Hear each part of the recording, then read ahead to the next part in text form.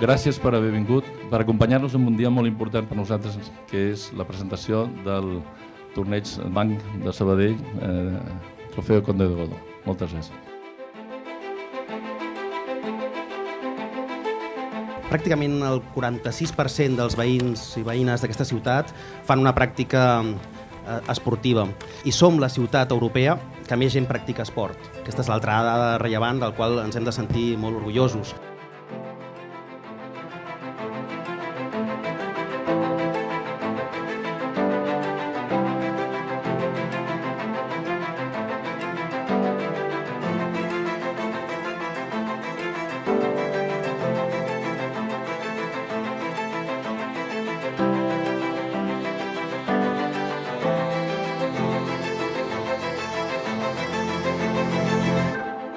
De cara a aquest torneig, un sponsor per definició té que ser imparcial, però en el nostre cas no ho som.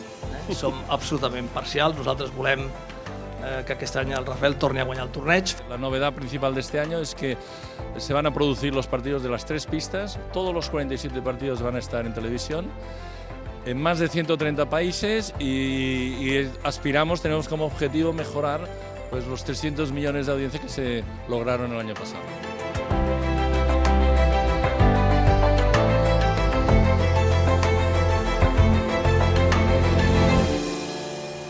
A nivel de jugadores destacaría, bueno, otra vez tenemos también a Nishikori, tenemos a Thiem, a Goffin, que son 2 jugadores que están yendo para arriba, que bueno, que ya están muy cerca del top 10, de hecho los 2 han estado en algún momento top 10 y ellos pues son parte del futuro del tenis mundial, ¿no?